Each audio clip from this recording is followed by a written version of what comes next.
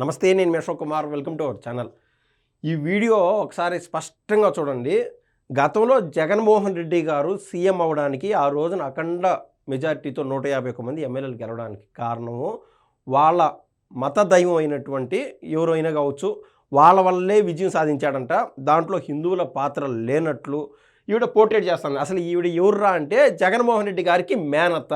ముందుగా ఆవిడ ఏం మాట్లాడిందో ఒకసారి చూసేటువంటి ప్రయత్నం చేద్దాం.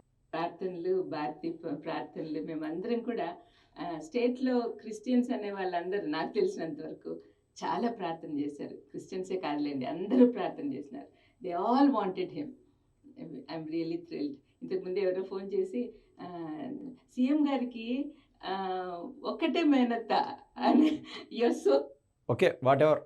ఈవిడ ఆ రోజు జగన్మోహన్ రెడ్డి గారు గెలిచినప్పుడు ఈవిడ సంతోషం ఆవిడ వెళ్ళబుచ్చుకున్నారనమాట. సరే, ఏదేమైనా కూడా ఆయన గెలిచాడు. అయితే వినాశకాలే విపరీత బుద్ధి అని చెప్పి పెద్దలు ఊరికి అనలా. జగన్మోహన్ రెడ్డి గారు తిరుపతి కేంద్రంగా ఏకంగా 250 కోట్ల రూపాయలు దండుకోవడం, అసలు వాళ్ళు సంపాదించిన దాంట్లో అంత పెట్టి అమౌంట్, అది వేల కోట్లు మద్యం స్కామ్లో అవతల తినేసి వస్తున్నారు. అది చాలదన్నట్టు అసలు తిరుమల క్షేత్రాన్ని టార్గెట్ చేసుకొని వాళ్ళు 250 కోట్లు ఆడ ఉద్దేశపూర్వకంగా డబ్బులు సంపాదించడానికి ఆ యొక్క వ్యవహారం నడిపింది కాదు, ఆ యొక్క కల్తీ నెయ్యి వ్యవహారము. అయితే కావాలని ఆ కెర్నల్ ఆయిల్లు, అదేవిధంగా పామ్ ఆయిల్, రకరకాల అసిటిక్ యాసిడ్స్, ఏస్టరు, ఇవన్నీ కలిపి ఆ రోజున ఈ యొక్క పెద్ద దారుణానికి ఒడిగట్టారు. సాక్షాత్తు కలియుగ దైవం అయినటువంటి వెంకటేశ్వర స్వామి యొక్క పరిధిలో అదే ఆ పాపం వెంటాడింది. ఈరోజు జగన్మోహన్ రెడ్డి గారు కాస్త ఆ 151 నుంచి మధ్యలో 5 ఎగిరిపోయి 11, అంటే 3 నామాల్లో ఒక నామం తీసి ఇంకైనా బుద్ధి తెచ్చుకోండి, ఇంకైనా సక్రమంగా ఉండండి, దేవుడితో బాధ్యతగా మెలగండి అని చెప్పి వెంకటేశ్వర స్వామి ఇప్పటికీ 2 అంటే 11 స్థానాలు ఇచ్చి వదిలిపెట్టాడు 2 నామాలు. వీళ్ళ పోకడలు ఇదే విధంగా ఉంటే వెంకటేశ్వర స్వామి యొక్క మన జనరల్గా ఒక వరం ఉంటుంది అనమాట.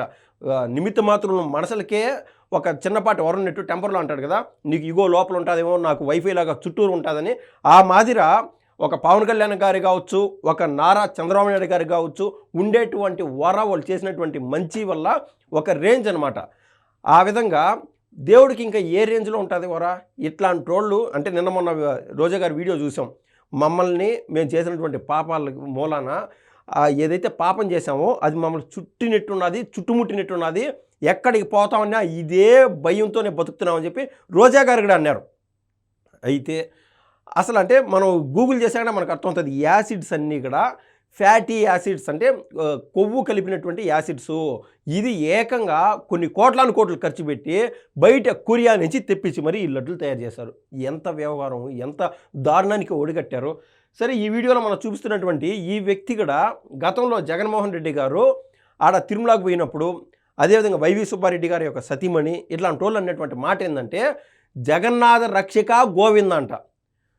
వెంకటేశ్వర స్వామిని ఏ రోజైనా ఆ మాదిరి ఏమన్నా పోల్చింటామా? జగన్మోహన రక్షక ఆ రేంజ్లో వీళ్ళు మాట్లాడినటువంటి మాటలు స్వయంగా అంటే దేవుడితో సమానంగా జగన్మోహన్ రెడ్డి గారిని చూపించేటువంటి ప్రయత్నం చేశారు. దేవుడితో చెలగాటం అన్నారనమాట.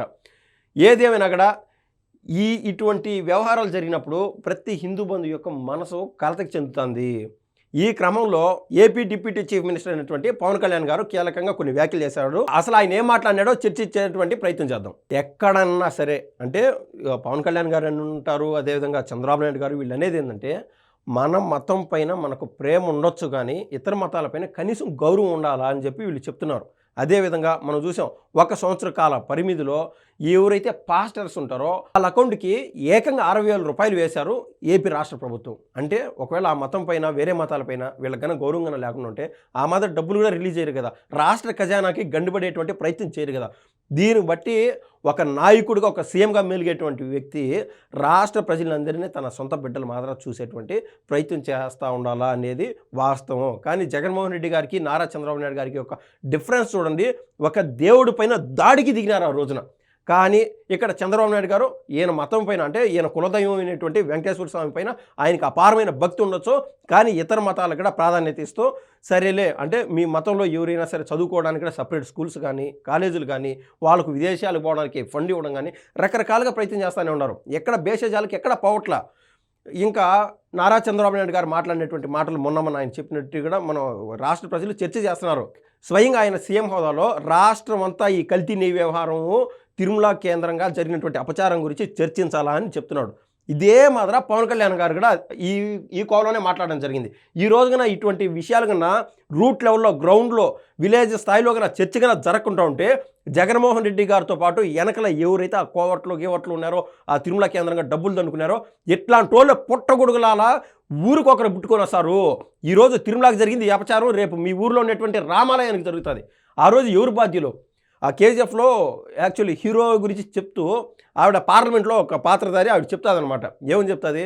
ఒకడు వచ్చినాడు, ఒక ఊరిలో ఇల్లు తీసుకున్నాడు, తర్వాత ఆ పక్కనింట్లో దొంగతనం జరిగింది.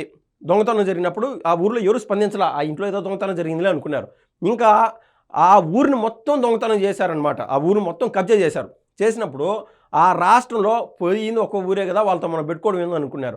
నెమ్మదిగా ఏమైందంటే అది కాస్త రాష్ట్రం మొత్తం కబ్జా చేశారు, ఒకరి యొక్క పవర్లోకి వెళ్ళిపోయింది అన్నట్టు ఆవిడ విడమర్చుకుంటూ చెప్పుకుంటూ వచ్చారు ఆ యొక్క కేజీఎఫ్ అనేటువంటి సినిమాలో. ఈరోజు మన కన్నా ప్రతి హిందూ బంధువుకు కన్నా గమ్మనుంటే మనం చూస్తూనే వస్తున్నాం. యాక్చువల్లీ వేరే మతంలో ఎవరిపైన ఒక చిన్నపాటి దాడి జరిగినా కూడా ఉన్న పళ్ళంగా 200 మంది 300 మంది గుమ్మి కొడుతున్నారు. అదే ఒక హిందూ బంధువు ఎక్కడన్నా యాక్సిడెంట్ అయినా కూడా ఆ ఇంటిపైకి ఎవరైనా ఒక దండి ఎత్తి వచ్చినా కూడా ఎవరు స్పందించరు. 5 మంది 6 మందో తిప్పి కొడితే వాళ్ళ బంధువులు, రక్త సంబంధికులు వచ్చి ఆడ ఉంటారనమాట. ఈ రకంగా జరుగుతుంది. ఆంధ్ర రాష్ట్రం కాదు, దేశవ్యాప్తంగా కూడా. ఎప్పటికైనా ప్రతి హిందూ బంధువు మేలుకోవాలని చెప్పి పవన్ కళ్యాణ్ గారు ఉద్ఘాటిస్తున్నారు ఇవాళ కూడా. అదే దానికి సంబంధించి మ్యాటర్ చూడండి. హిందువులు నిద్రాణం వేడాలి, ఉప ముఖ్యమంత్రి పవన్ కళ్యాణ్.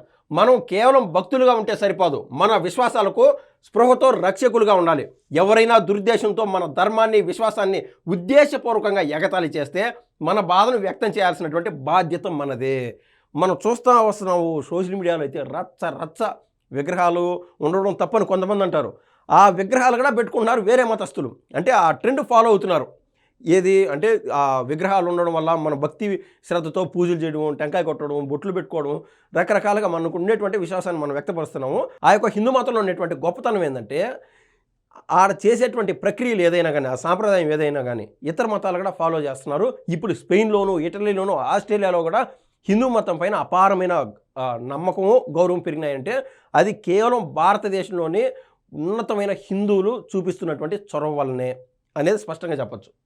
అలాంటి సందర్భాల్లో మౌనంగా ఉంటే సామూహిక ఆత్మవిశ్వాసం బలహీనపడుతుంది. ఇందాక చెప్పినట్టు ఎవరో ఒకరిపైన కదా దాడి జరిగింది వదిలేద్దాంలే అనుకుంటే అది అయ్యే పని కాదు. ఇంకా అది సొంత ధర్మాన్ని, విశ్వాసాన్ని కాపాడుకోవటమే అని ఉప ముఖ్యమంత్రి పవన్ కళ్యాణ్ పిలుపునిచ్చారు. ఆయన శుక్రవారం ఎక్స్ వేదికగా స్పందించారు. ప్రతి భక్తుడికి ఒక ధార్మిక బాధ్యత ఉంది. సాధారణ హిందూ మనస్తత్వంలోని నిద్రాణం, సౌకర్యవాదం నుంచి మనం బయటపడాలి. ఇప్పుడు చూస్తూ ఉంటే ఇందాక చెప్పినట్టు సోషల్ మీడియాలో వీళ్ళు ఆ తిట్టుకోవడాలు, ఆ మతం ఈ మతం అని చెప్పి ప్రతి మతాన్ని కించపరిచే విధంగా, ఏమంటే ఆ మతం కించపరిచినాడు కదా సోషల్ మీడియాలో కూడా అని చెప్పి అటు తెలంగాణ రాష్ట్ర ప్రభుత్వం కానీ, ఆంధ్ర రాష్ట్ర ప్రభుత్వం కానీ అతన్ని గన అరెస్ట్ చేస్తే ఇంకా రచ్చే అదే గన హిందూ మతాన్ని తక్కువ చేస్తూ మాట్లాడతా ఇన్ని చేస్తూ ఉన్నా కూడా మనం కనీసం సాటి హిందూగా మనం స్పందించలేకపోతున్నాం అంటే అది మన దౌర్భాగ్యం అనుకోవాలి. ఏంటంటే ఈ వ్యవస్థలకు భయపడుతున్నామో ఏదో తెలియకుండా నెట్టివేయబడినాము. మనం ఒక ఏదైతే బానిసత్వం ఉంటుందో అటువంటి బానిసత్వంలోకి మన దేశానికి వచ్చినటువంటి విదేశీయులు ఎవరైతే ఉన్నారో, ఇంగ్లాండ్ వాళ్ళు, బ్రిటిష్ వాళ్ళు, వీళ్ళ వల్ల మనం నెట్టివేయబడినాం, అనుకోకుండా నెట్టివేయబడినాం. ఇంకా చెప్పుకోవడానికి కూడా బాధగా ఉన్నది. ఇప్పటికైనా ఓ హిందూ బంధువా మేలుకు అని చెప్పి పవన్ కళ్యాణ్ గారు, నారా చంద్రబాబు నాయుడు గారు పిలుపునివ్వడం అనేది నిజంగా అది గమనార్హము, అది గొప్పతనం. ఇంకా సౌకర్యవాద హిందూ దేవతలను అపవిత్రం చేసినప్పుడు, మన ధర్మాన్ని ఎగతాళి చేసినప్పుడు ఒంటరిగా బాధపడి కర్మపై వదిలేసి ముందుకు సాగిపోతాం. మనం చూసాం ఇదే ఇక్కడ తెలంగాణ రాష్ట్రంలోని హైదరాబాదులో సాక్షాత్తు పోచమ్మ గుడి దగ్గర అక్కడ అశుద్ధం చేసి పెట్టారు. కావాలనే ఎందుకంత మతం పైన మీకు ఎందుకంత ద్వేషం అని అడిగేటువంటి, అంటే ఆ రోజు ఆడ సాధారణంగా ఎవరైతే చుట్టూ ఉన్నారో హిందూ బంధువులు చేయాల్సినటువంటి శాస్తి చేసేశారు. దానిపైన కనీసం సోషల్ మీడియాలో కన్నా చర్చ జరిగింటే ప్రతి హిందూ గర్వకారణంగా ఫీల్ అయ్యేవాడు. ఈ రోజున మోకరు వేరే మతస్థులు ఎవరైనా హిందుత్వం పైన లేదా హిందూ దేవుళ్ళ పైన దాడి చేయాలంటే భయపడే విధంగా ఉండేది. అలా కాదు, పొరపాటున 100కో 1,00,00,000 ఒక చోట వేరే మతం పైన దాడి జరిగినప్పుడు, వేరే మతస్థుని ఎవరన్నా ఏదైనా ఇది చేసినప్పుడు దానిపైన రచ్చ చేసి పెట్టేస్తారు. అది చూసాము గతంలో ఏ విధంగా అయితే మత కలహాలు రేపినారో ఎన్ని గమనించినాము. కేవలం మతాన్ని రాజకీయం కోసం వాడుకుంటూ ఉన్నారు కొంతమంది వ్యక్తులు. దాని నుంచి కూడా రాష్ట్ర ప్రజలు అప్రమత్తంగా ఉండాలని చెప్పి నేను చెప్తున్నాను. ఇంకా కర్మపై వదిలేసి ముందుకైతే సాగిపోతాము. ఈ విధానం మార్చుకోవాలి. జాతి, మతం, ప్రాంతం, భాషల వారీగా విభజన జరిగిన ధర్మం ఒకటే.